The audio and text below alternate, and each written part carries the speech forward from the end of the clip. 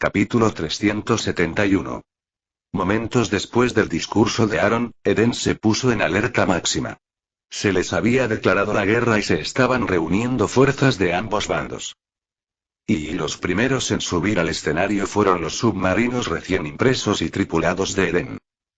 A la nueva flota de submarinos se le había ordenado patrullar un radio de 500 kilómetros alrededor de Eden y hundir cualquier barco que invadiera esa zona de exclusión arbitraria, que pronto estaría llena de flotas edénicas. Era hora de construir finalmente las flotas de reacción, y las impresoras atómicas en el cuartel general de Poseidón estaban trabajando horas extras produciendo portaaviones clase Eugene, acorazados clase Odin y cruceros Thor en varias configuraciones, junto con una gran cantidad de destructores clase Heimdall, fragatas clase Njord y embarcaciones clase Sigyn. Capitán, señal rumbo 018 relativo, distancia 3 kilómetros. Acercándose a 6 nudos, informó el operador del sonar del F-616 Sigurd. La IF devuelve un resultado inválido, capitán, añadió el oficial de comunicaciones. Identificación tentativa.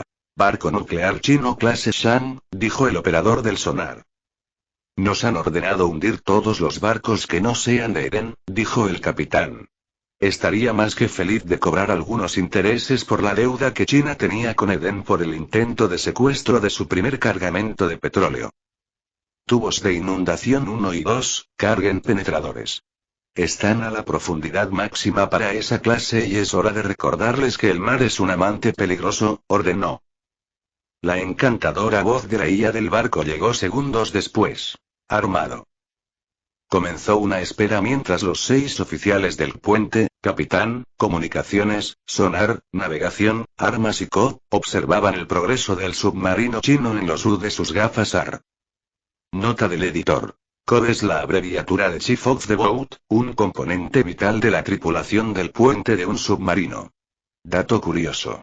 En la marina, a los buques de superficie solo se los llama barcos, y a los submarinos solo se los llama barcos. ¿La razón? Los barcos flotan, los barcos se hunden.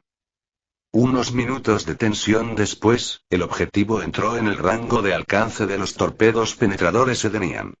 El capitán no perdió tiempo y ordenó. Disparen 1, disparen 2. Alto al fuego, evacúen los tubos 1 y 2. Navegación, ajusten el rumbo 045 grados relativos, hagan nuestra profundidad 500 pies, inmersión de emergencia 40 grados hacia abajo de la burbuja. Un coro de aye aye sonó en el puente mientras los oficiales de armas y navegación realizaban sus tareas. No era como si la IA del barco fuera incapaz de llevar a cabo todas las órdenes del capitán, pero ningún ejército en toda la historia registrada de la humanidad eliminaría jamás las operaciones redundantes. Con un ligero temblor, se dispararon 2 torpedos penetradores MK. Cassiopeia y el Sigurdard realizó maniobras evasivas para confundir cualquier posible contrafuego, así como para evitar la onda de choque causada por cualquier explosión. El agua transmitía las ondas de choque mucho mejor que el aire, ya que era incompresible, así que, aunque habían disparado torpedos penetradores y confiarían en la inmensa presión para aplastar el submarino chino como una lata de cerveza en la frente de un estudiante universitario, era mejor prevenir que curar. Y así, sin más, la cacería en Eden había comenzado. Dentro del condenado submarino chino. Todas las estaciones informen, ordenó el capitán. Todo despejado, justo cuando el operador del sonar estaba a punto de informar que todo estaba despejado, hizo una pausa y luego gritó. Contacto, contacto, contacto, lanzamiento de torpedo detectado. Rumbo 188. Impacto estimado en 4-5 segundos. Timón a la derecha. Lanzamiento de señuelos. Inmersión de emergencia. Todos, prepárense. Gritó el capitán.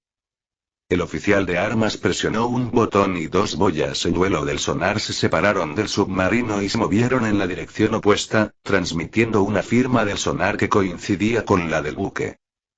El submarino comenzó su maniobra evasiva, con la esperanza de que los torpedos entrantes fueran engañados por los señuelos y pudieran escapar de cualquier posible onda de choque de un choque submarino. Inunden la bahía de torpedos 1 y disparen al lugar donde se detectó el lanzamiento, ordenó, agarrándose firmemente a la barandilla que rodeaba su asiento elevado. La bahía 1 se inundó, informó el oficial de armas. El capitán dio la orden de disparar y el submarino se estremeció cuando un torpedo fue lanzado desde él, dirigiéndose hacia lo que la tripulación esperaba que fuera un impacto directo con el buque enemigo. Los señuelos fallaron. Los torpedos que se aproximan siguen en curso. El tiempo estimado para impactar uno es de 5 segundos, informó el operador del sonar. El capitán comenzó a sudar frío, luego tomó el micrófono 1MC y anunció: prepárense para el impacto. Entonces, no hubo entonces. 2 torpedos penetradores MK. B Cassiopeia impactaron contra el submarino chino y este sufrió una reducción de tamaño extremadamente rápida. La presión del océano lo aplastó como una lata y se encendió en un breve destello mientras todo el aire en su interior se quemaba espontáneamente debido a la sobrepresurización casi instantánea. Luego, todas las personas que estaban dentro del submarino se licuaron y fueron expulsadas a través de las grietas del naufragio con gran fuerza antes de dispersarse en una nube roja que se alejó en la corriente. Que Davy Jones se los quede, dijo el capitán del Sigurd Ark con la cabeza gacha. Había visto la espantosa escena de la implosión del submarino chino a través de sus gafas de realidad aumentada, que le proporcionaban una visión en tiempo real de los alrededores del submarino dondequiera que mirara, como si el propio submarino fuera transparente. Le había llevado tiempo acostumbrarse a lo visual, pero ahora apreciaba enormemente su utilidad, aunque inicialmente había maldecido el vértigo que le causaba estar en una embarcación en movimiento mientras se veía flotando en el agua. Vamos a limpiar lo que hemos dejado, ¿vale? Inundad 4, cargad el torpedo interceptor. Apuntad a la artillería errante y disparad cuando estéis listos, ordenó. Armado, disparando 4, informó la IA de la nave. El oficial de armas y el capitán observaron cómo su torpedo interceptor, que había sido diseñado para contrarrestar torpedos mediante presentaciones cara a cara sumamente violentas, siguió al torpedo entrante y luego se presentó violentamente. Todo bien, reanudemos las operaciones normales, anunció la IA. Comunicación, envíe un informe de situación a la base. Navegación, tráiganos de vuelta a nuestra ruta de patrulla, ordenó el capitán. Y buen trabajo a todos. Un objetivo hundido es un enemigo menos. Si envían 1, mataremos a 1. Si envían 10, mataremos a 10. Envían 1000, bueno, eso es solo un entorno rico en objetivos, se rió entre dientes. Capítulo 372. Una semana después. De los 196 países del mundo, 194 habían terminado de prepararse para enfrentarse a los 2 últimos, Eden y Esparia. Una vez reunidas sus fuerzas y completada la primera fase de sus preparativos, comenzaron su marcha inexorable hacia el terrorista y dictador que gobernaba Eden. Estados Unidos estaba enviando 8 de sus 12 grupos de portaaviones, y todos los demás países que tenían una armada estaban enviando la suya también. China, India, Francia y el Reino Unido habían enviado cada uno un grupo de portaaviones para unirse a las 8 flotas estadounidenses. La única nación que faltaba era Rusia, cuyo único portaaviones, el admiral flota Sovetsko-Gosoyuza Kuznetsov, había sido dañado por un incendio un mes antes y actualmente estaba siendo reparado. Pero incluso sin Rusia en la mezcla, 14 portaaviones con todas sus escoltas, así como una muestra de cada otro país no interior del mundo, se habían reunido en el Océano Pacífico y actualmente navegaban hacia lo que pensaban que sería una victoria fácil contra Eden y Esparia. Mientras las armadas estaban en camino, los países capaces de realizar ataques de largo alcance habían entregado sus propios regalos a las naciones objetivo. Cientos y cientos de misiles de largo alcance y misiles balísticos intercontinentales cargados con ojivas convencionales volaron por el aire en su camino hacia objetivos que la vigilancia satelital había marcado como infraestructura militar. Todo esto tenía como objetivo degradar al máximo las capacidades de defensa aérea de Eden y Esparia, debilitándolas para un enjambre de ataques aéreos. Todos los implicados en el ataque habían acordado seguir las doctrinas militares estadounidenses, que subrayaban la importancia de lograr y mantener la superioridad aérea antes, durante y después de una invasión terrestre o incluso de un desembarco naval. Así, sus misiles saturaron el cielo, todos ellos dirigidos al mismo destino. Todos los misiles habían sido conectados a la red de satélites estadounidenses, un sistema de más de 100 satélites operados conjuntamente por la Fuerza Aérea de Estados Unidos y la CIA. Fue otro hecho sin precedentes, ya que, aunque el programa había sido desclasificado en 1995, los detalles, especificaciones y capacidades de los satélites seguían siendo secretos celosamente guardados. Y el solo hecho de permitir que otros países los utilizaran requirió que el presidente Trump desclasificara personalmente ciertos aspectos de ellos. En cuanto a la legalidad de esa desclasificación, bueno, basta decir que nadie en los EU iba a denunciarlo por ello, lo que la hacía discutible. La noche anterior, Eden y Esparia habían emitido una advertencia de refugio en el lugar, por lo que aunque las naciones aliadas habían anunciado la noticia de su ataque con la esperanza de incitar al pánico en su objetivo, todo permaneció tranquilo y pacífico.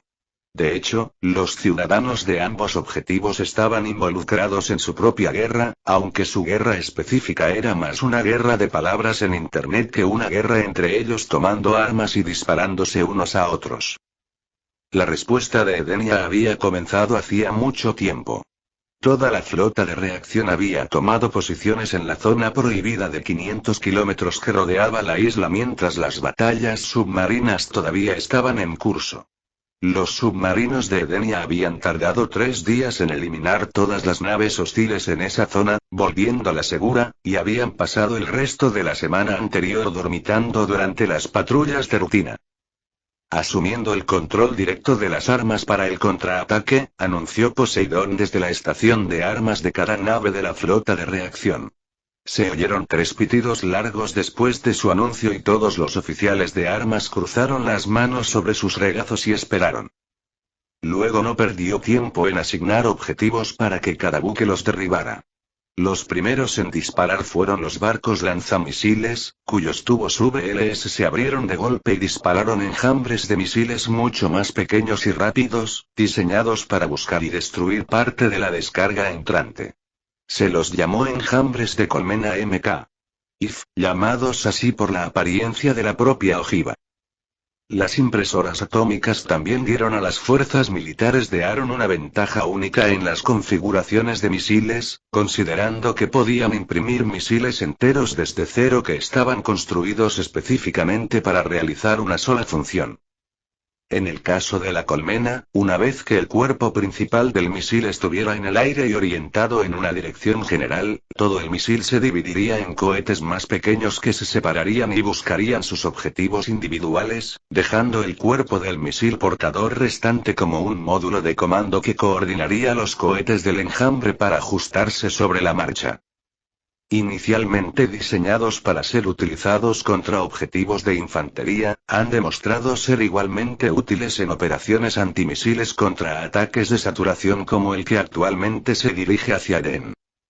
Después de que los lanzadores VLS lanzaran algunas oleadas de colmenas, llegó el momento de que el siguiente sistema de armas tomara el protagonismo. Después de todo, el número de lanchas lanzamisiles de la flota era limitado, pero cada una de ellas tenía sus propias defensas aéreas. Y cuando todas ellas se combinaban y su fuego se coordinaba, podían lanzar un bombardeo antiaéreo bastante devastador. El principal sistema de defensa aérea utilizado por Poseidón, la propia armada, no la IA, era el sistema acelerador lineal Metalstorm MK-B, LAS. Como el rendimiento de los láseres no era satisfactorio en la atmósfera terrestre, los investigadores de Lab City habían optado por la dirección opuesta. Y como los cañones de bobina del arco de Hércules eran excelentes, decidieron reducir su tamaño y aumentar la velocidad de disparo haciéndolos funcionar con un arma de múltiples cañones accionada por cadena giratoria, muy similar a un cañón de cadena. Así nació el Metalstorm, un cañón de bobina de 30 milímetros relativamente compacto capaz de disparar hasta 250.000 proyectiles por minuto a través de 12 cañones. Cada buque de la flota estaba armado con dos, uno a proa y otro a popa de las torres de mando. Si bien no tenían el alcance total de las baterías del arco de Hércules, definitivamente lo compensaban con potencia de fuego a corta distancia y podían lanzar paredes prácticamente sólidas de proyectiles hasta de 2 kilómetros de distancia, ya sea con precisión milimétrica o con fuego de saturación y supresión. A Aaron también le parecían muy chulos. Hay que recordar que, a pesar de su aparente madurez, todavía era joven y el factor chulo, aunque tal vez fuera de forma inconsciente, era un aspecto importante en su proceso de toma de decisiones en lo que respecta a los diseños de las armas y los vehículos con los que equipaba a sus militares. Pero las tormentas de metal y las colmenas no eran las únicas estrellas del fuego defensivo contra misiles. Las baterías de proa del Heracles también tenían una opción multiobjetivo. Al diseñar inicialmente la flota, los investigadores de armas del Arp City habían tenido en cuenta desde hacía tiempo la necesidad de sistemas de armas flexibles que pudieran desempeñar diversas funciones en el campo de batalla. Por ello, habían diseñado distintos tipos de munición, desde la metralla y la cadena inspiradas en la era de la vela hasta las balas penetradoras y todo lo demás. Lo más eficaz en este caso, decidió Poseidón, sería el proyectil antiaéreo penetrador frangible tipo séptimo. Los proyectiles tipo séptimo, encerrados en una carcasa de sabotaje, parecían clavos dispuestos en una ordenada fila y luego enrollados con una fina capa de masilla explosiva como si fueran un pastel de brazo de gitano. Estaban diseñados para llenar el aire con nubes de penetradores cinéticos supersónicos, como una versión muy avanzada de un proyectil antiaéreo. Y, al igual que sus predecesores, los venerables proyectiles antiaéreos, podían configurarse para detonación de proximidad o detonación por orden. La detonación con espoleta también era una opción, pero solo se utilizaría en los casos más extremos. De todas formas, una bala de 18 de diámetro llena de penetradores de tungsteno sólido de 1/4 de pulgada de diámetro creó una verdadera nube de zona de exclusión aérea portátil. Mientras se desarrollaban las operaciones navales antimisiles, Aeolus también estaba desplegando sus interceptores IRM. Después de todo, tenían una trayectoria de vuelo mucho más alta que los misiles tierra-tierra de largo alcance habituales. No menos de 100 aviones interceptores híbridos Aeolus E-F-14B Icarus despegaron desde la pista de aterrizaje de la isla Avalon. Con un techo de vuelo de 90 kilómetros, apenas 10 kilómetros por debajo de la línea Kármán, eran fácilmente capaces de operar a altitudes que les permitirían interceptar un misil balístico intercontinental en su trayectoria normal y tenían los cañones para hacerlo. Fueron enviados rápidamente al área de reingreso proyectada de los IRM en un curso de intercepción. Una vez allí, sus IA a bordo se harían cargo de las armas mientras los pilotos mantendrían el control de las maniobras. Después de todo, sin importar cuán entrenados estuvieran, no serían tan buenos como una IA al calcular trayectorias de intercepción, y considerando las limitaciones de peso, posiblemente no podrían llevar suficiente material para producir la cantidad de balas que necesitarían disparar para que una aproximación de rociar y rezar fuera exitosa contra misiles que se movían a velocidades casi orbitales. Capítulo 373. Con Poseidón y Olo ocupados dirigiendo la respuesta de la defensa antimisiles de Edenia, la situación era complicada, pero manejable. Después de todo, su hermana mayor, Atenea, seguía cuidándolos y asumiendo el mando mientras mantenía el control general. Así, todo el esfuerzo defensivo avanzaba como un reloj y un misil tras otro era derribado con el menor desperdicio posible, dejando a las fuerzas aliadas completamente atónitas por la eficiente respuesta. Solo entonces se dieron cuenta de que las capacidades de Eden superaban con creces sus más pesimistas estimaciones, pero ya era demasiado tarde. Ya se habían subido al lomo del tigre y ahora no podían hacer nada más que aguantar y rezar para no resultar demasiado heridos cuando el tigre inevitablemente ganara. Mientras los misiles se lanzaban inútilmente a los dientes del verdadero muro de metal que la flota edénica había colocado en sus caminos, Nova estaba ocupada intentando causar estragos en el resto del mundo como lo había hecho antes en China. Cualquier pequeña distracción para los gobiernos enemigos, y más aún las interrupciones en la red de satélites de ojo de cerradura de la que dependía la fuerza de invasión, tendría un impacto en la batalla en curso completamente desproporcionado con su tamaño e importancia. Pero en el momento en que comenzó sus intentos de piratería, se dio cuenta de que las flotas habían cortado todos los cables submarinos que mantenían Eden conectado a Internet. Naturalmente, desconectar un país de Internet no era tan sencillo como cortar un solo cable. Al fin y al cabo, había una razón por la que lo llamaban red mundial y no punto de acceso único mundial. Si un cable se cortaba, se dañaba o se desconectaba de alguna otra forma, había varios cables redundantes que seguirían manteniendo la conexión. La situación era, obviamente, un ataque premeditado, diseñado específicamente para cortar el acceso a Eden. Solo los gobiernos individuales podían implementar fácilmente un interruptor de apagado, cosa que Nova obviamente no había hecho. Así, sacudió su cabeza virtual y se conectó al satélite QTOM en órbita geoestacionaria sobre la isla Avalon. La conexión de Eden a Internet se había vuelto inalámbrica. Una vez que recuperó su conexión a Internet a través de la red Panopticon, se conectó a las bases de operaciones avanzadas establecidas por los equipos de segadores junto con los agentes de Nixia. Su siguiente paso sería restaurar Internet para los ciudadanos de Eden y Esparia utilizando los servidores cuánticos en esas bases como un puente. La gente de Eden y Esparia no tenía idea de que su Internet había sido cortado, ya que solo le tomó a Nova exactamente 7 segundos darse cuenta de que los cables habían sido cortados y encontrar una solución al problema, para luego implementarla. Se consideraría prácticamente la velocidad de la luz para cualquiera que no fuera una IA avanzada, y para Nova, que operaba regularmente a la velocidad de un supercúmulo masivo de servidores cuánticos, 7 segundos eran prácticamente una eternidad. Y ahora que había construido el nuevo puente de conexión, había un beneficio adicional. Cada bit de información que pasaba por Eden y Esparia ahora se transmitía directamente a través de sus servidores. Para cualquiera que supiera algo sobre cómo funciona Internet, eso en sí mismo era un gran logro, pero en esta situación particular, el beneficio de la transferencia de datos fue superado por el beneficio más inmediato de proporcionarle control de la narrativa general.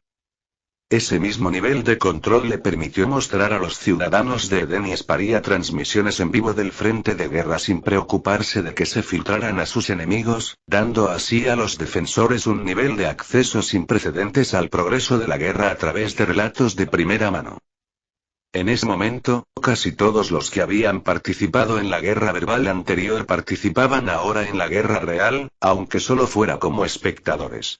Sus teléfonos y computadoras quedaron olvidados y estaban nuevamente pegados a las pantallas de sus televisores viendo en vivo el duelo en el cielo sobre el océano, como si fuera una película particularmente emocionante. Panoptes incluso había añadido comentarios y explicaciones de lo que estaba sucediendo, casi como si estuviera comentando un partido de fútbol entre dos equipos rivales desde hace mucho tiempo en lugar de hablar de la posible pérdida de cientos de miles de vidas. Después de todo, como no había nadie particularmente activo en su esfera de influencia, Pangea no tenía nada más que tiempo libre, tiempo que había decidido emplear como editor de vídeos, animador, presentador de televisión y comentarista de guerra. Así, todos los ciudadanos de Edenia y Esparia observaron y aplaudieron cada detonación prematura de un misil debido a la defensa cuidadosamente orquestada de Poseidón. Y cuando vieron los aviones suborbitales E-F-14B volando en formación hacia los misiles balísticos intercontinentales que se aproximaban, su sangre hirvió y sintieron una abrumadora sensación de orgullo y patriotismo, deseando ser ellos los que estaban en las cabinas de esos aviones que se dirigían a enfrentar un posible ataque que acabaría con la civilización. En sus mentes, el resto del mundo se había vuelto absolutamente loco, y no sabían qué les había dado la idea equivocada de que alguna vez podrían poner un pie en suelo edénico o espariano, y mucho menos dañar la pintura de la poderosa armada de Poseidón o la fuerza aérea de Olo. Las escenas transmitidas por sus televisores iban rotando de una escena a otra, cada una de ellas mostrando exitosas intercepciones de misiles y maniobras acrobáticas de los pilotos de los interceptores de gran altitud. Y el espectáculo continuó por más de 20 minutos, ya que el bombardeo que se había enviado hacia Edén no estaba ni de lejos tan coordinado como la terraformación accidental de la costa china realizada por Edén la semana anterior. Una vez que todos los misiles fueron derribados y los escombros se hundieron bajo la superficie del mar, los ciudadanos se apresuraron a tomar sus teléfonos o encender sus computadoras. El término de búsqueda número 1 en ambos países fue donde me inscribo para unirme a Ares.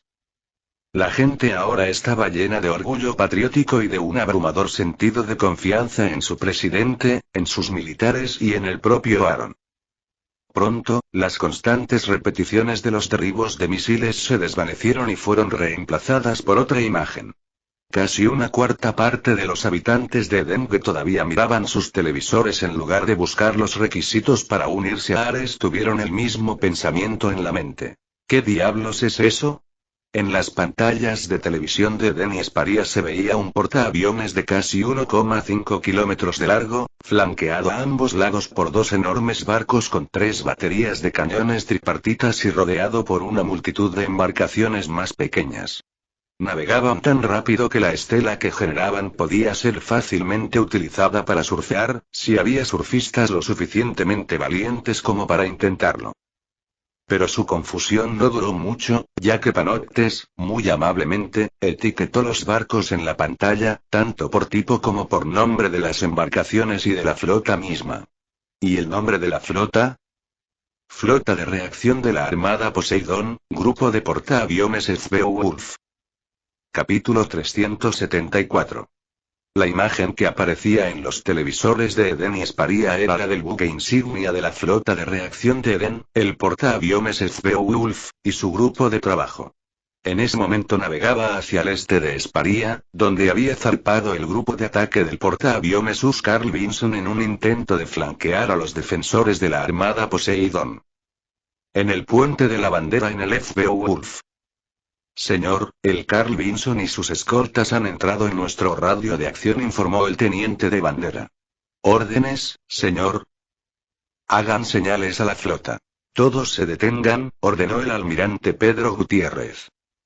La doctrina naval de Edenia enfatizaba los mandos independientes en el campo de batalla, creyendo que, a medida que su teatro de operaciones continuara creciendo, una estructura de mando centralizada resultaría más perjudicial que beneficiosa. Especialmente una vez que comenzaran a operar a escala intergaláctica.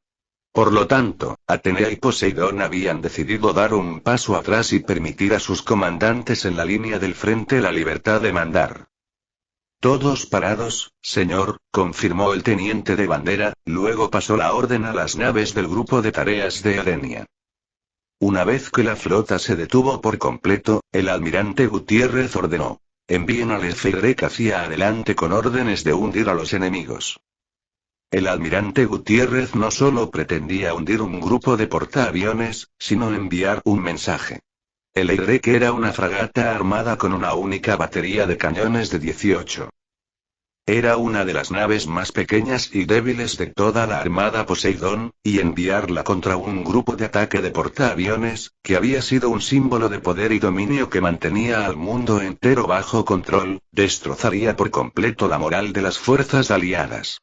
Los héroes estaban muy bien, el almirante lo sabía, pero la moral y la logística eran lo que ganaba las guerras. Envíe el Efeirec hacia adelante para hundir al enemigo, sí, señor, confirmó el teniente de bandera, y luego envió la orden. Inmediatamente después de recibir la orden, el Efeirec avanzó y se detuvo frente al grupo de tareas de Edenian. Casi parecía un chihuahua enojado enfrentándose a una manada de lobos. La imagen era evocadora. El resto del grupo de tareas de Edenian cambió de rumbo, abriendo espacio entre ellos y la pequeña fragata, y sin palabras señalaron su desdén al grupo de portaaviones estadounidense. Esos cabrones. El almirante de la flota estadounidense rechinó los dientes y golpeó con el puño el apoyabrazos de su silla de capitán en el puente de mando de Luz Carl Vinson. Nos están mirando desde arriba. Órdenes a la flota. Detenerse todos, comenzar las operaciones de vuelo. Saca es mosquito del agua. Nunca se había sentido tan irrespetado en toda su carrera. Durante todos sus días en la Academia Naval hasta ahora, había sido respetado y halagado. Hijo único de un senador, su familia lo mimaba y sus compañeros lo respetaban y adoraban. Su vida en la Marina también transcurrió sin sobresaltos, con su poderoso padre allanándole el camino a lo largo de todos los rangos, desde un humilde alférez hasta donde estaba ahora, el comandante de una flota que podía, por sí sola y completamente sin apoyo externo, doblegar a países enteros. La flota estadounidense se detuvo y el Carl Vinson giró contra el viento para prepararse para el despegue de los aviones. Sus robustos elevadores se pusieron a trabajar para llevar los aviones desde los hangares hasta la cubierta de vuelo, lo que garantizó unas operaciones fluidas. A bordo del F-Y, todo el mundo estaba tranquilo. Toda la nave se había puesto en estado de alerta y, en cuanto todas las estaciones informaron que estaban listas, la única batería de cañones de la cubierta de la nave giró para enfrentarse a los barcos mucho más grandes que tenía delante, a lo largo de los cientos de kilómetros de océano que los separaban. Apunten a los elevadores de la cubierta de vuelo del Vinson, ordenó el capitán. Objetivo confirmado. El capitán tomó el micrófono 1MC que colgaba sobre su cabeza. Estamos a punto de disparar los primeros tiros de ira de una guerra contra el mundo entero.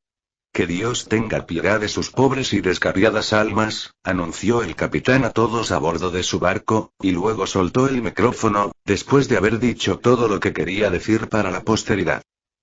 Activa los estabilizadores inerciales, selecciona fuego de 300 kilogramos. Y. Esperó la sensación distintiva de aire pesado antes de continuar. Dispara para causar efecto. Disparando para causar efecto, sí. El oficial de armas confirmó que la mira en su pantalla estaba fijada en el objetivo correcto, luego presionó el gran botón rojo en su consola que desataría el infierno sobre los enemigos de Eden, como Aaron había prometido en su discurso a la nación apenas una semana antes. Los cañones del F-Y hablaron con ira, enviando 3 balas de 300 kilogramos de uranio empobrecido sólido recubierto de acero eléctrico gritando hacia los elevadores de vuelo de Luz Carl Vinson a más de Mach 10, donde entregarían más de 100 millones de newtons de fuerza de impacto sobre la relativamente delicada maquinaria. Y en la cubierta de vuelo del portaaviones Luz Carl Vinson, las operaciones de vuelo se desarrollaban con normalidad. Ya habían lanzado 20 de los 90 aviones que componían la tripulación cuando, sin previo aviso, 3 objetos enormes impactaron en los 2 elevadores de vuelo del lado de estribor del portaaviones y en uno del lado de babor. 3 de sus 4 elevadores habían sido desconectados y la mayoría de los aviones que esperaban, junto con docenas de tripulantes, habían sido arrojados por la borda mientras todo el buque de 100.000 toneladas se deslizaba lateralmente por el océano antes de inclinarse y casi volcarse por la inmensa fuerza de impacto transportada por los proyectiles.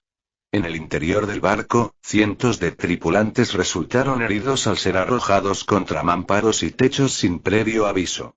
La cocina, que había empezado a prepararse para servir el almuerzo, parecía ahora como si alguien hubiera arrojado una caja entera de granadas de mano en ella, con trozos de comida pegados a las paredes, apilados en el suelo e incluso goteando del techo. Los tripulantes que ya estaban heridos en las enfermerías resultaron aún más heridos y se produjeron explosiones secundarias en los hangares, ya que las municiones que se estaban cargando en los aviones detonaron prematuramente al ser arrojadas por el hangar y golpear las paredes.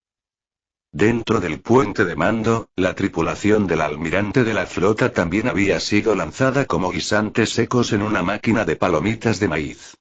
El propio almirante había sido lanzado de cabeza contra la consola de navegación y trazado del puente de mando, quedando inconsciente. Su teniente de bandera, que estaba de pie junto a la silla de su capitán, había muerto al impactar contra la pared. O tal vez después de rebotar en la pared hacia el techo y luego al suelo.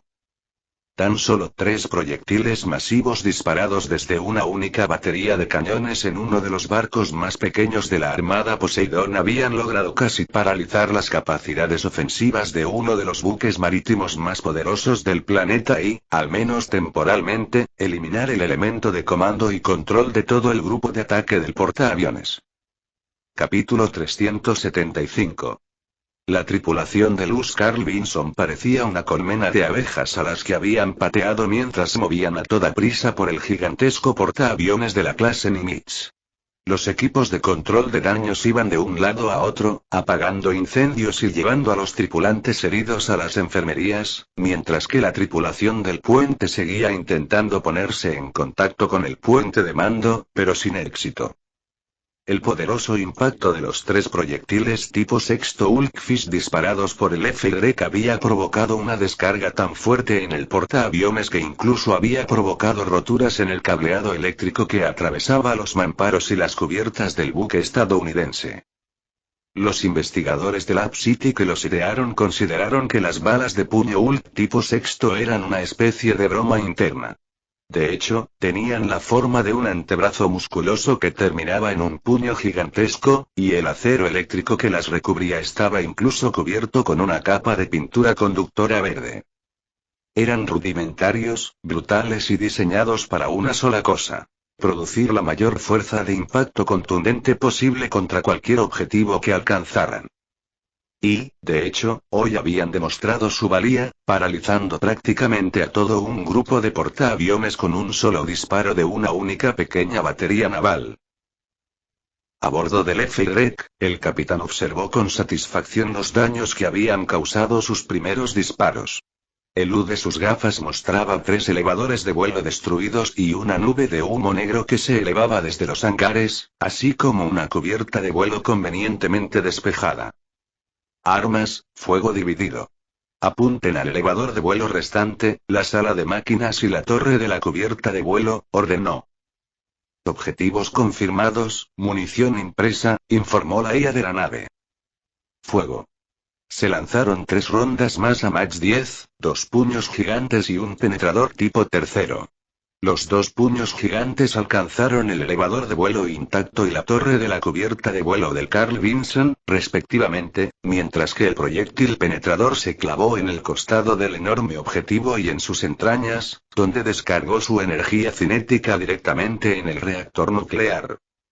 El contacto se encuentra en rumbo 2, 0 grados relativos.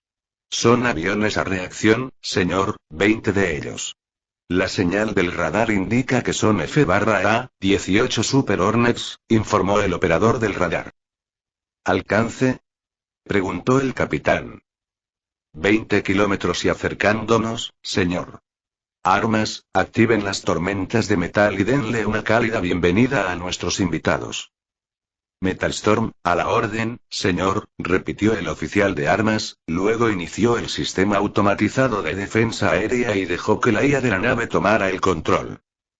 ¿Qué está haciendo el resto del grupo del portaaviones?, preguntó el capitán. Parece que están congelados, señor. Es posible que hayamos cortado las comunicaciones en el Vinson, por lo que les llevará un tiempo aclarar la situación y restablecer una cadena de mando, respondió el operador del radar. Comunicaciones, envíen una demanda de rendición. Sí, señor. Demanda enviada. EREC, intercepción de señal disponible. Negativo, capitán. No están en ninguna frecuencia que pueda monitorear. Qué raro, cañones, preparen el patrón de fuego delta. Si no conseguimos una bandera blanca en los próximos 2 minutos, saquemos esos barcos de mi océano. Sí, señor, preparando el patrón de fuego delta. Puente de la bandera de luz Carl Vinson. Cada portaaviones de la Armada de los E.U. tenía 3 puentes. El centro de información de combate, donde estaba destinado el oficial ejecutivo del barco durante las operaciones de combate y vuelo. El puente en la torre sobre la cubierta de vuelo, donde estaba destinado el capitán durante las operaciones de combate y vuelo. Y el puente de la bandera, donde estaba destinado el almirante. El puente de la bandera estaba ubicado una cubierta debajo del puente del barco, y el puente de la bandera del Carl Vinson ahora era como un convertible con la capota bajada, abierto al aire. Gracias a la relativa fragilidad de la isla, la torre que se alzaba sobre la cubierta de vuelo, el puente del barco había recibido un golpe directo del puño de Hulk y había sido arrancado completamente de su ubicación y enviado al fondo del océano. El puente de la bandera, casualmente, no había sido alcanzado y estaba relativamente intacto, salvo por la falta de techo y de ventanas. El estruendo ensordecedor provocado por el puente del barco al ser arrancado y transportado violentamente a otro lugar había despertado al almirante inconsciente. Louie, ¿qué pasó? Todavía estaba confundido y sacudiéndose las telarañas. Louie. El almirante se arrastró hacia su teniente de bandera, llamándolo intermitentemente. Una vez que llegó a su destino, notó que los ojos del joven teniente estaban vidriosos y miraban al vacío, su cuello torcido hacia un lado en un ángulo extraño. El ayuda de campo del almirante estaba muerto. Se puso de pie, con la sangre aún corriendo por su rostro, y se dirigió a trompicones a la estación de comunicaciones. Jugueteó con el dial hasta que encontró el canal interno de control de daños y luego lo abrió. Aquí el almirante McConnell. Dame un informe de situación, ordenó con voz ronca. Almirante, aquí el DC O'Connell. El informe de situación dice que estamos jodidos, señor. La planta de energía está averiada por un impacto directo y no se puede recuperar, los incendios siguen sin control en el hangar y en las cubiertas 14 a 18, los 4 elevadores de vuelo recibieron impactos directos y no se pueden recuperar, y el puente del barco simplemente desapareció, señor. Estamos funcionando con lo mínimo y con la carga de nuestros condensadores mientras ponemos en marcha los motores diésel de reserva, pero, no tengo muchas esperanzas, señor. Estamos en el agua. Entendido. Continúen con el control de daños hasta nuevo aviso. Sí, señor. DC fuera. El almirante McConnell cambió al canal de mando de la flota. Flota, aquí el almirante McConnell. Saquen esa fragata de su envoltura mortal y háganlo ayer. Gritó por el micrófono. El Vinson está muerto en el agua. Lago Champlain, prepárense para recibir la bandera. Aquí el Champlain. Estamos preparados para recibirlo, almirante, pero me temo que la banda de música salió a almorzar, respondió el capitán de Loose Lake Champlain, un crucero de misiles guiados de la clase Ticonderoga. No necesito una banda, solo necesito que esa maldita fragata se vaya. Hazlo y estaré encantado, gritó el almirante. Vinson fuera. Se tambaleó hacia las escaleras que lo llevarían a la cubierta de vuelo, donde abordaría el bote del capitán y se dirigiría a Loose Lake Champlain y retomaría el control del grupo de ataque, o lo que quedaba de él, de todos modos. En cuanto al resto de la tripulación del Carl Vinson, no le importaba un carajo. Le servirían para enmascarar su huida y podrían hundirse con el maldito barco, por lo que a él le importaba. Capítulo 376.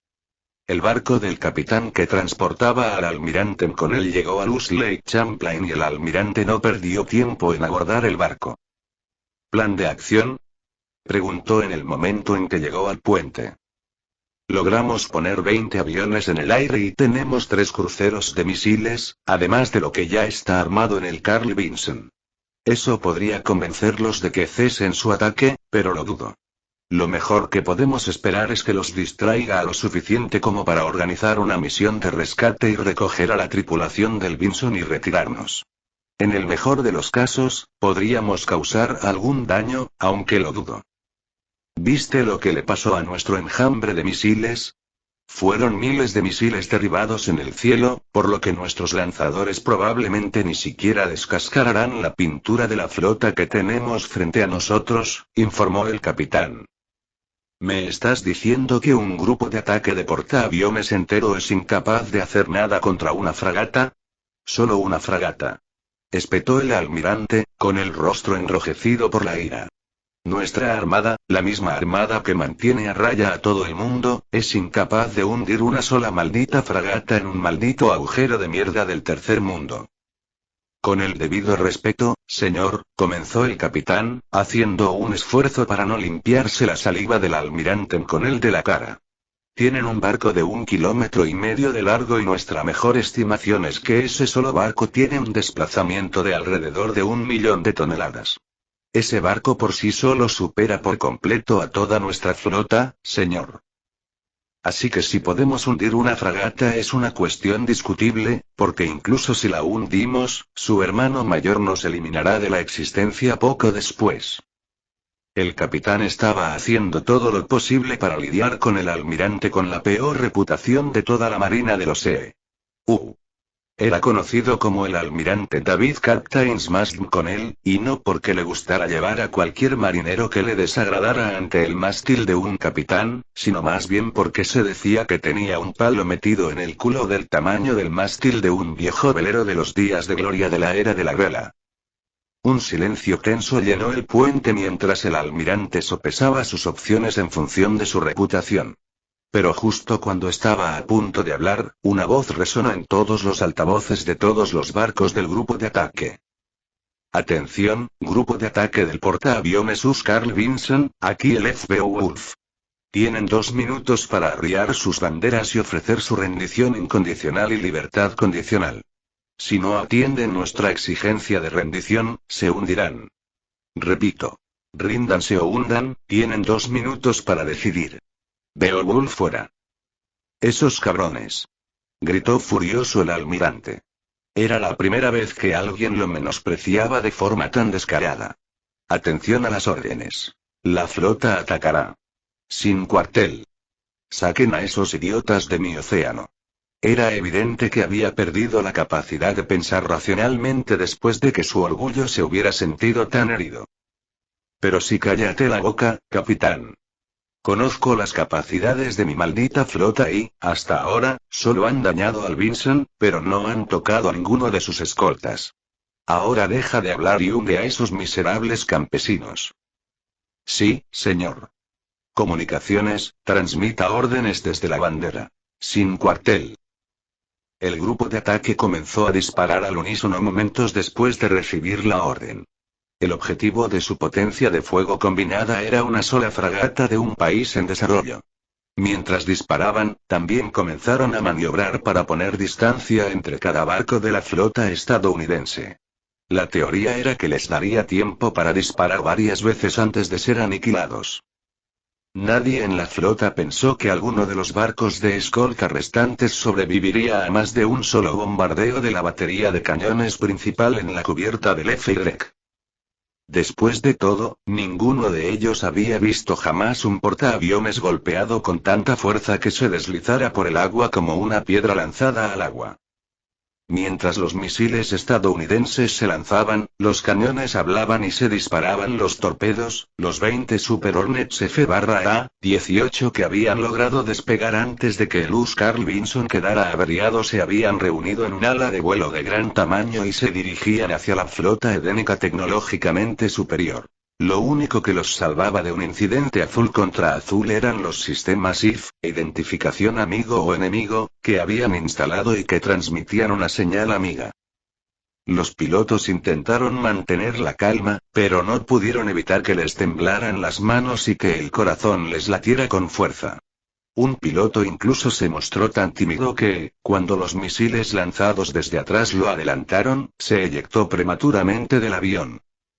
Y mientras descendía, vislumbró por primera vez el enorme Beowulf, que era nada menos que 5 veces el tamaño de un portaaviones de la clase Nimitz, uno de los barcos más grandes del planeta. No sabía si debía sentirse sobrecogido por la poderosa nave o desesperado por la estupidez de las personas en el poder que creían que alguna vez tendrían una oportunidad contra el increíblemente avanzado enemigo. Como decían, una fuerza suficiente era un absoluto contrasentido para todos los planes. Y si un portaaviones que dejaría en ridículo a 5 de los mejores de la armada estadounidense no era una muestra de esa misma fuerza suficiente, entonces no sabía qué lo sería. Pero tenía miedo de descubrirlo. Y a bordo del Beowulf. Bueno, supongo que esa es una respuesta tan buena como cualquier otra, se rió entre dientes el almirante Gutiérrez, sentado en su silla de capitán en el puente de mando. Comunicadores, pasen mi orden al Y. Hundir el grupo de ataque del portaaviones Carl Vinson. Que Dios los bendiga y que tengan buena caza, caballeros. Órdenes a Y, sí, señor, respondió el oficial de comunicaciones de la bandera. Teniente Wilson, voy a empezar a trabajar en el papeleo. Estaré en mi oficina, usted tiene el mando. Tengo el mando, señor, repitió el teniente de bandera. Se dirigió al asiento del capitán en la cubierta de bandera y se acomodó. Luego encendió la pantalla en tiempo real en sus gafas de realidad aumentada, anticipándose al espectáculo de fuegos artificiales que estaba a punto de comenzar. Capítulo 377. ¿Cuánto falta para la fecha límite? Preguntó el capitán del Y mientras observaba el ataque que se aproximaba. 15 segundos, señor, respondió el oficial de comunicaciones. Si no se rinden antes el oficial de comunicaciones interrumpió al capitán. Señal de la bandera, señor. El almirante Gutiérrez envía. Hundan el grupo de ataque del portaaviones Carl Vinson. Buena suerte y buena caza, caballeros. Bueno, no decepcionemos al almirante, ¿vale? Eirek, por favor limpia mi cielo, ordenó el capitán. Sí, señor. Limpieza del cielo en proceso, respondió la IA de la nave, y luego emitió una breve alerta de maniobra. Prepárense para maniobras en 3, 2, 1. Maniobras. El Eirek giraba sobre el océano como un trompo, lo que le permitía dirigir sus tormentas de metal de proa y popa hacia los aviones y las municiones que se acercaban. Si bien solo había 2 de ellos, en comparación con los cientos de opciones de defensa aérea de la flota de reacción edeniana, mucho más grande, también estaban siendo atacados por muchos menos atacantes. En cuestión de segundos, se levantó un muro de fuego de interceptación de las tormentas de metal, junto con docenas de munición antiaérea frangible dirigida individualmente desde los cañones principales configurados para detonación de proximidad. Su objetivo: los 20 F-A-18 Super Hornet que se encontraban en ese momento en aproximación ya habían disparado su complemento completo de misiles en apoyo de los misiles de crucero lanzados por VLS enviados por el grupo de portaaviones estadounidense. Por muy ágiles que fueran los aviones, no pudieron esquivar ni distraer a los torpes proyectiles frangibles, y en poco tiempo cayeron del cielo con un aspecto muy parecido al de un queso suizo. No solo los aviones, sino también los misiles de crucero y los misiles aire-tierra fueron aplastados como si una palma gigante los hubiera barrido como si fueran una pequeña nube de molestos mosquitos. En cuestión de 10 segundos, la ola de misiles y los aviones habían sido destruidos, ninguno de ellos capaz de acercarse a menos de 2 kilómetros del aparentemente minúsculo FY. El cielo está limpio, capitán, informó la IA de la nave. Muy bien, gracias Eirek, respondió el capitán. Se volvió hacia su oficial de armas y le ordenó. Dicen que los cielos despejados van acompañados de mares tranquilos. Limpiemos un poco de la basura del océano, ¿de acuerdo? Disparen para causar efecto, paralicen la flota enemiga. Disparando para causar efecto, apuntando a los motores y a las armas, sí, señor, repitió el oficial de armas. Se volvió hacia su consola y, con la ayuda de la IA de la nave, que, gracias al arduo trabajo de Nova a lo largo de los años, había completado planos de cada nave oceánica actualmente en uso, trazó un plan de disparo para paralizar por completo al grupo de portaaviones enemigo. 30 segundos después, presionó el gran botón rojo en su consola y las armas de Eirek hablaron con ira una vez más. El sonido de un proyectil tras otro rompiendo la barrera del sonido al salir del camión de las armas resonó por toda la zona, siguiendo a los propios proyectiles. Los 7 destructores y 3 cruceros con misiles guiados que se alejaban frenéticamente unos de otros mientras intentaban recargar rápidamente sus sistemas de lanzamiento fueron alcanzados por proyectiles penetradores que apuntaban a sus motores y quedaron inmovilizados en el agua. Solo podían funcionar con sistemas de respaldo y tendrían que ser remolcados a un dique seco para su reacondicionamiento y reparación completos si alguna vez volvían a entrar en servicio. Pero ese punto quedó en entredicho cuando el Eirek volvió a hablar. Los ecos de la primera ronda de disparos de su batería de cañones principales se escucharon poco después de que la segunda ronda de disparos alcanzara a los asediados buques estadounidenses. Esta vez, los disparos fueron diferentes. A los investigadores de Lab City les había resultado difícil poner en funcionamiento la munición penetradora explosiva tipo XXI, apodada la hacedora de viudas por su capacidad de lanzar cargas explosivas de alto poder directamente a los compartimentos internos de un objetivo y matar a la tripulación que se encontraba allí. Probaron variante tras variante, pero todos los problemas se debían a un mismo problema. Los cañones que disparaban las balas eran simplemente demasiado potentes. Así, al impactar, el proyectil simplemente atravesaría el objetivo y detonaría tras salir por el otro lado. Como no podían hacer que las armas fueran más débiles, tuvieron que encontrar una forma de ralentizar las balas una vez que impactaban en el objetivo. Así, la forma de las balas Widowmaker nació en su 33ª generación de pruebas. La bala en sí estaba encerrada en una carcasa de sabotaje compuesta de acero eléctrico que se desprendía del proyectil al salir del cañón, luego la resistencia del viento desplegaba 8 arrastres, o patas, que se desprendían al impactar con un objetivo, pero sobrevivían al castigador viento supersónico mientras la bala estaba en vuelo. La combinación de la resistencia añadida del viento con la mayor superficie había demostrado ser suficiente para ralentizar la bala para que detonase dentro de su objetivo en lugar de simplemente crear un pequeño agujero en un lado y un agujero de tamaño similar en el otro, como estaban diseñadas para hacer las balas penetradoras. El resultado final se pudo ver aquí, donde se habían disparado en el mundo real por primera vez. Las balas se desplegaron como estaban diseñadas, impactaron como estaban diseñadas y explotaron como estaban diseñadas. Luego, no hubo entonces. Los sistemas de lanzamiento y los cargadores internos de los cruceros y destructores de misiles guiados estadounidenses simplemente fueron borrados de la existencia, dejando a las embarcaciones muertas en el agua y sin capacidad de contraatacar, y a la mayoría de sus tripulaciones muertas, desaparecidas o sufriendo heridas de diversa gravedad. Objetivos neutralizados, señor. Bajamos los cañones, informó el oficial de armas del Eirek. Muy bien, cañones.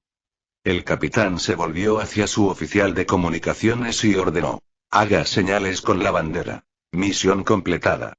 Solicito transporte para operaciones de abordaje de rescate. Haciendo señales con la bandera, sí, señor, repitió el oficial de comunicaciones.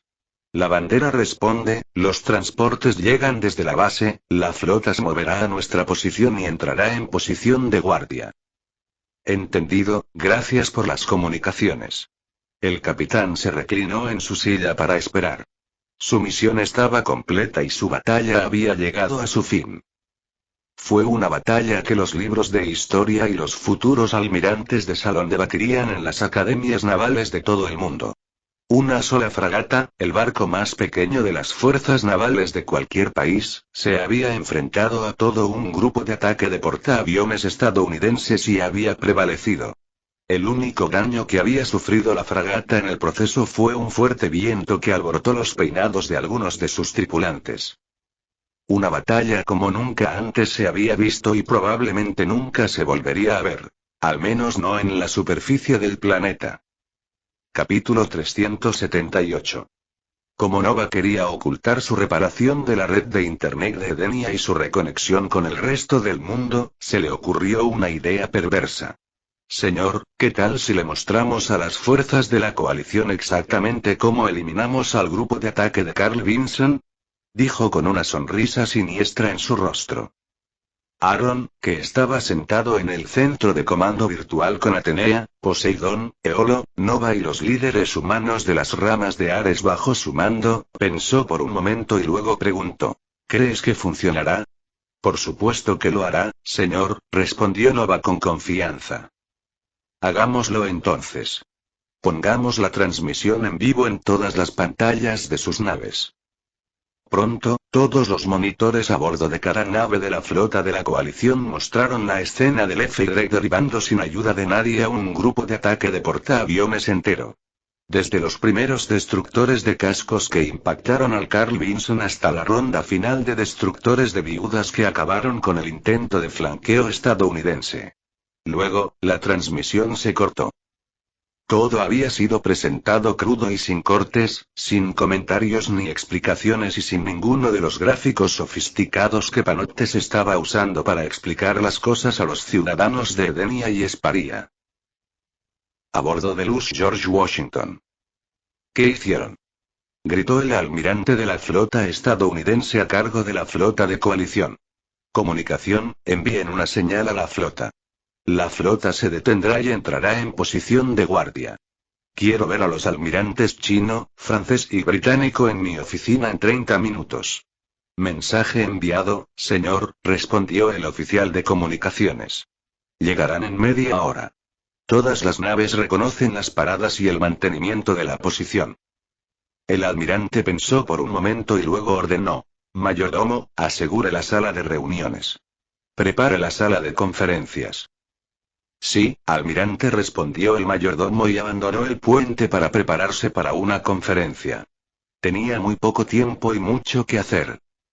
¿Qué le pasó al almirante con él?, preguntó el almirante. ¿Tenemos informes de bajas disponibles?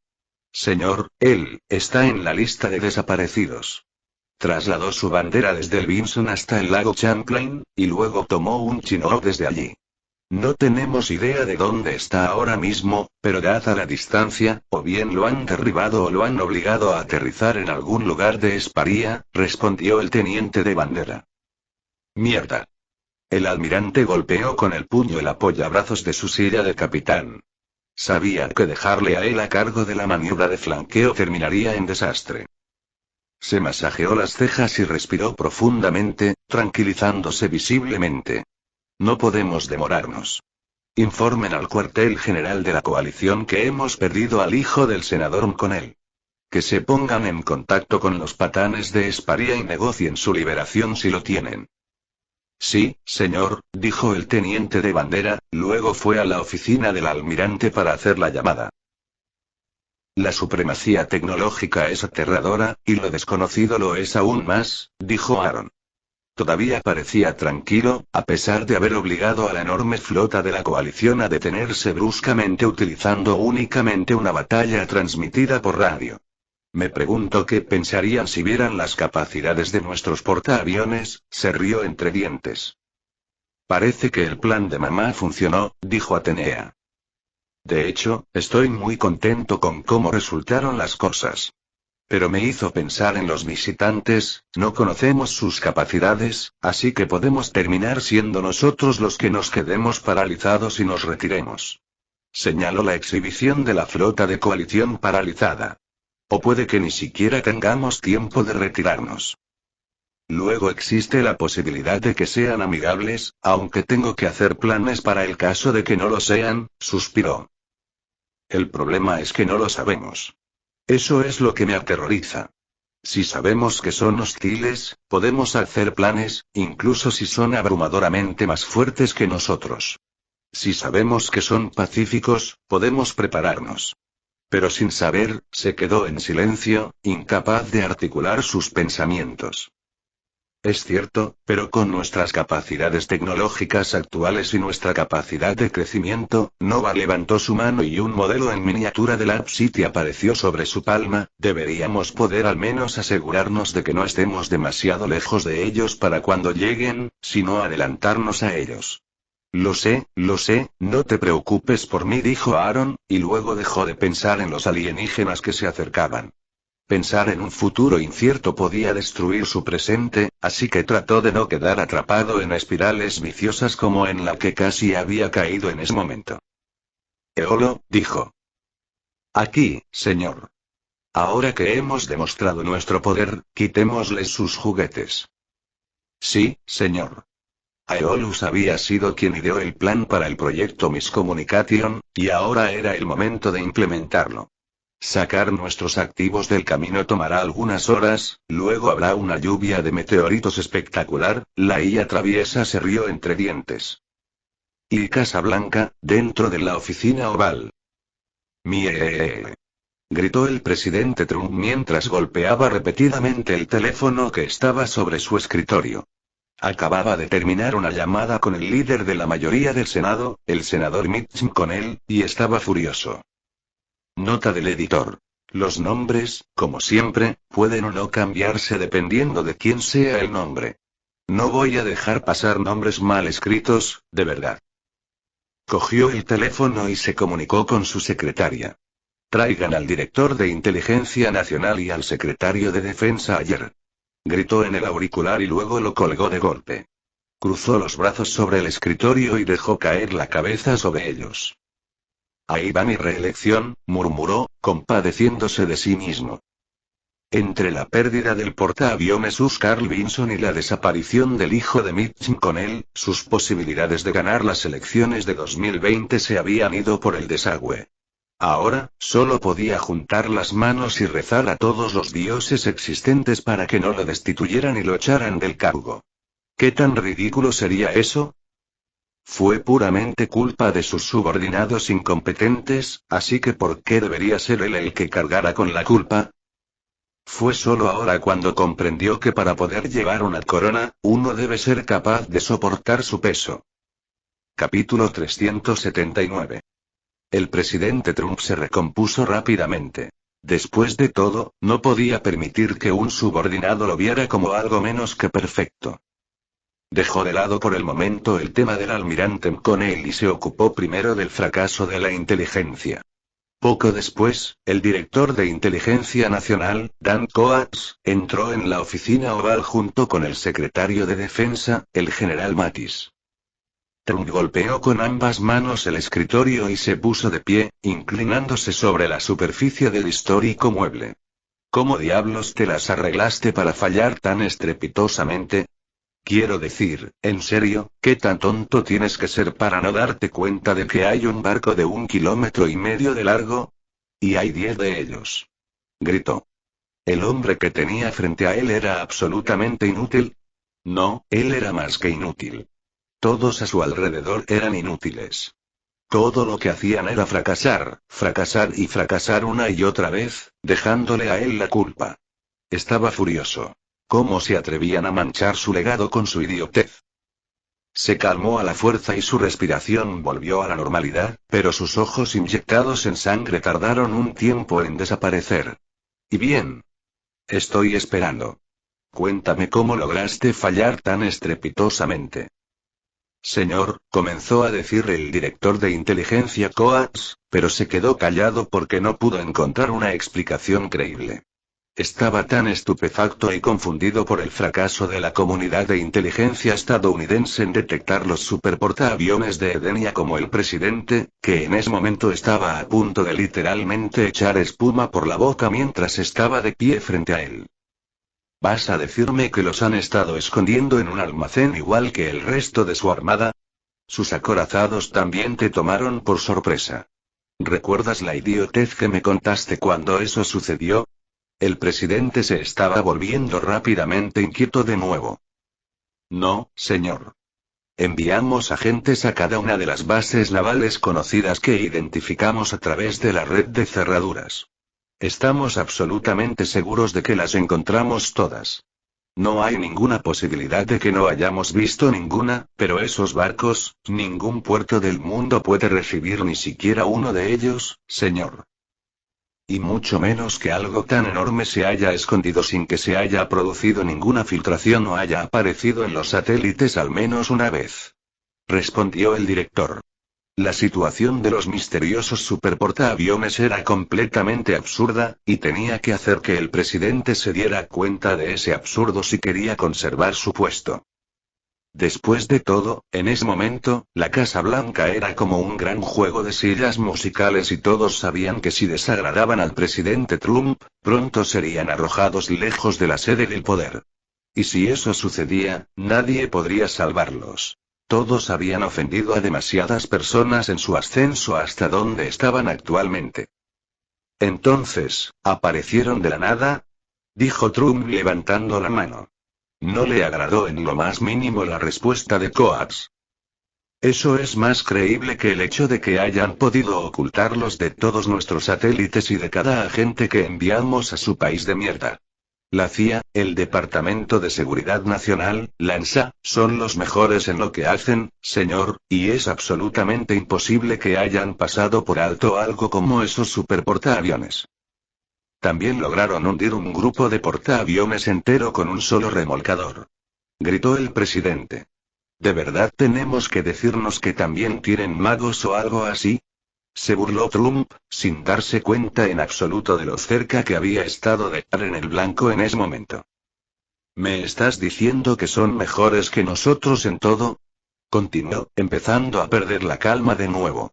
Los grupos de ataque de portaaviones eran el símbolo y la extensión del poderío estadounidense, y ahora todos en la coalición sabían que no podrían hacer frente a una sola fragata. Cada uno de los miembros de la expedición punitiva de la coalición mundial había visto en vivo y en alta definición el hundimiento del portaaviones US Carl Vinson. Fue una enorme vergüenza y una bofetada en la cara para la nación que todos en el planeta coincidían en que era el país más fuerte y poderoso del planeta. Se quedó allí, inclinado, con las manos apoyadas sobre el escritorio, jadeando y luchando por recuperar el control. Finalmente, logró calmarse y preguntó. Entonces, ¿qué sugieres que hagamos ahora? Señor, pida la paz. No nos dejarán terminar la guerra mientras tengan ventaja, pero al mismo tiempo no pueden atacar en todas partes a la vez. Creemos que no tienen fuerzas disponibles. De hecho, empezó a decir el general Mattis, pero el presidente lo interrumpió. ¿Creen? Joder. Rugió el presidente Trump. Cada vez que me dicen que creen en algo, están equivocados. Todo lo que creen está equivocado. Miró a los hombres en su oficina, con los ojos inyectados en sangre y las venas sobresaliendo de su cuello. El general Mattis era un veterano de guerra y supo mantener la calma frente a la ira del presidente. Simplemente continuó desde donde lo interrumpieron, diciendo. De hecho, señor, no pueden atacar nuestra patria a menos que tengan una garantía. ¿Qué garantía?, gruñó el presidente con voz ronca. Todos los gritos que había lanzado lo habían dejado al borde de quedarse afónico. Nuestras armas nucleares los mantienen a raya, así que primero tendrán que sacarlas de la ecuación. Mientras envíen un misil balístico intercontinental hacia nosotros, o incluso un ataque aéreo o un misil de crucero desde cualquiera de sus barcos, podemos tomar represalias con armas nucleares, señor. Todo lo que tendremos que hacer es afirmar que nos lanzaron una bomba nuclear primero, y nuestra política de segundo ataque entrará automáticamente en vigor, explicó el general Mattis. Antes de que el presidente pudiera continuar la conversación, el jefe de operaciones espaciales de la recién creada Fuerza Espacial irrumpió en la oficina oval, seguido por el secretario del presidente. La secretaria comenzó. Señor, traté de detenerlo, pero, el jefe de operaciones espaciales la interrumpió y dijo. Tenemos un problema, señor. Miró con enojo a la secretaria, que había tratado de impedirle entrar a la oficina del presidente. ¿Y ahora qué?, preguntó el presidente en un tono peligrosamente calmado y uniforme, a pesar de su voz ronca. Hemos detectado irregularidades en los satélites de Eden, señor. Todos han comenzado a maniobrar hacia órbitas más altas, informó. ¿Y qué diablos se supone que significa eso?, preguntó el presidente Trump, que no veía muy relevante la actuación de ese imbécil. Bueno, si fuéramos nosotros, sería el precursor de una guerra en el espacio. Creemos que están planeando derribar algunos, si no todos, los satélites que se encuentran debajo de los suyos en órbita, explicó el XO. Hubo un silencio prolongado en la habitación mientras los otros tres hombres, más la secretaria, estaban estupefactos por las implicaciones del último movimiento de Eden. Entonces alguien en la habitación no pudo evitar decir. Mierda, esa palabra expresó todo lo que todos en la oficina oval estaban pensando en ese momento particular. Capítulo 380. En el momento en que el último satélite edénico alcanzó una órbita más alta, Aeolus se puso a trabajar de inmediato. A bordo del Beowulf. Como portaaviones insignia de Eden y el primero en completarse, aunque solo más viejo en términos de minutos u horas, en lugar de años, el Beowulf fue naturalmente el primero en ser llamado a servicio. Un enjambre de actividad estaba en curso en uno de los enormes hangares internos mientras un ala aérea de portaaviones, CAU, completa estaba siendo reacondicionada para operaciones a gran altitud. Si bien los aviones interceptores multifunción F-14 Icarus eran capaces de llegar a la línea Kármán y operar cerca de ella, eso no significaba que tuvieran la capacidad de combustible necesaria para mantener las operaciones durante mucho tiempo. Para interceptar misiles o acortar los tiempos de vuelo de un lugar a otro, serían suficientes. Pero para la próxima operación, en la que pasarían un período prolongado en maniobras activas, necesitarían someterse a algunos cambios modulares apresurados. De esta manera, las tripulaciones de vuelo se movían como una colmena de abejas obreras, cada una asegurándose de que el piloto del que eran responsables pudiera llevar a cabo su misión sin problemas. La doctrina de la Fuerza Aérea Aeolus tenía pilotos asignados a tripulaciones de vuelo específicas, en lugar de tener tripulaciones asignadas a los aviones de los pilotos. Después de todo, a diferencia de las fuerzas aéreas normales, donde cada avión era una inversión significativa de decenas de millones de dólares, los aviones Aeolus eran altamente reemplazables y básicamente podían reimprimirse a voluntad. Los aviones Aeolus también fueron diseñados para ser modulares. La misión actual requería operaciones a gran altitud cerca de la línea Kármán, por lo que las tripulaciones estaban colocando tanques de combustible auxiliares descartables en algunos de los puntos de anclaje debajo de las alas de los aviones y en la parte inferior de su panza. El F-14B Icarus tenía 8 puntos duros en las alas y un punto duro secundario en su panza, y las tripulaciones de vuelo estaban ocupadas colocando 6 tanques de combustible sumergibles y un tanque de combustible sumergible mientras los pilotos recibían sus instrucciones de operaciones en la sala de preparación de pilotos. Una vez completadas las modificaciones y las instrucciones, los pilotos y copilotos de los 240 aviones abordaron sus aviones y fueron remolcados hasta los 12 enormes elevadores de la cubierta de vuelo, donde fueron elevados la distancia de 100 metros desde el hangar hasta la cubierta de vuelo y remolcados hasta sus posiciones a lo largo de la línea de vuelo. Pronto, Eden realizaría otra hazaña sin precedentes en una larga e ininterrumpida cadena de hazañas sin precedentes.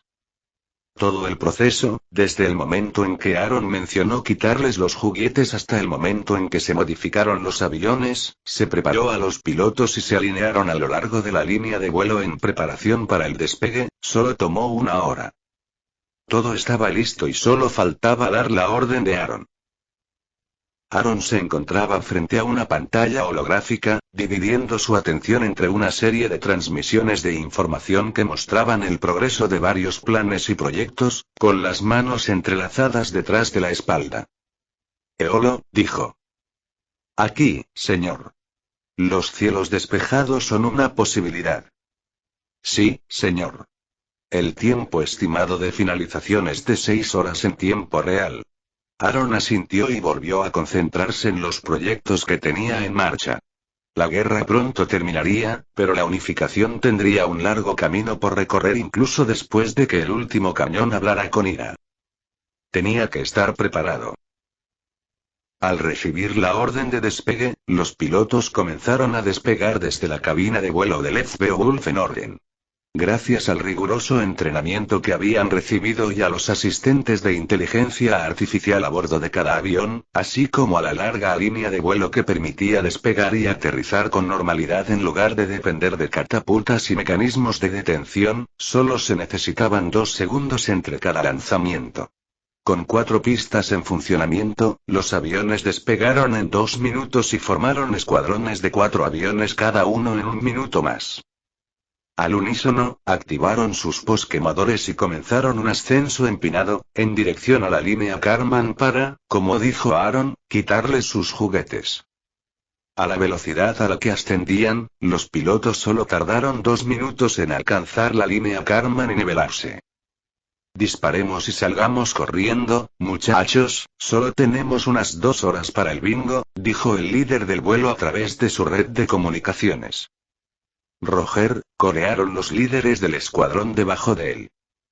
El vuelo, compuesto por 240 miembros, se dividió en 60 escuadrones de 4 aviones cada uno y se dirigieron en diferentes direcciones. Su objetivo era simple: derribar todos los satélites en órbita baja que no pertenecieran a Eren. Una vez que cada escuadrón llegó a su área operativa, cedieron el control de sus misiles a las IA instaladas en cada avión. Los escuadrones se dividieron en aviones individuales y comenzaron a seguir el curso establecido en los UDAR de los pilotos mientras sus aviones lanzaban misiles ocasionalmente. Normalmente, con la mayoría de sus puntos duros ocupados por tanques lanzables, solo podrían disparar 2 tiros antes de quedarse sin combustible, pero cada punto duro tenía una impresora atómica dedicada que podía rearmarlos sobre la marcha. El único factor limitante era el pequeño espacio de almacenamiento para los materiales que el avión podía transportar. Pero como los tanques de combustible se vaciaban rápidamente de combustible, simplemente se reciclaban y se convertían en más misiles.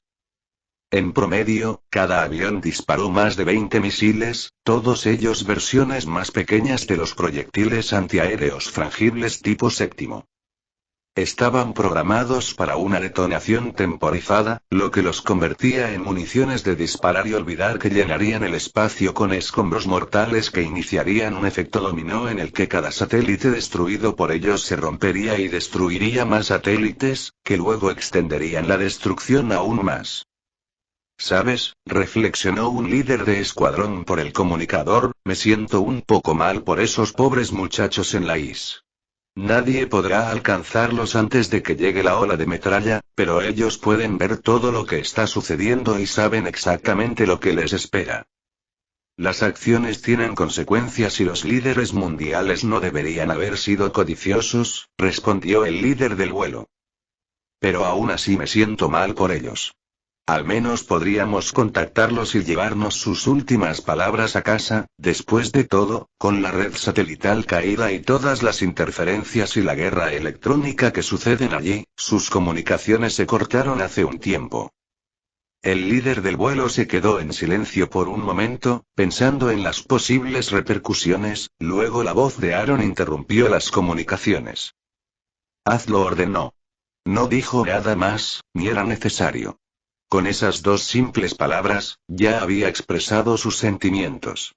Nova le había informado de la situación a bordo de la vieja estación espacial. Su módulo Soyuz se había soldado en frío al anillo de acoplamiento y, gracias a la fabricación con el mejor postor, los pernos explosivos de repuesto habían fallado. Sin embargo, gracias a la soldadura, no habría importado que los pernos fallaran, ya que el módulo no habría podido crear un sello hermético y se habría quemado al reingresar. Nota del editor.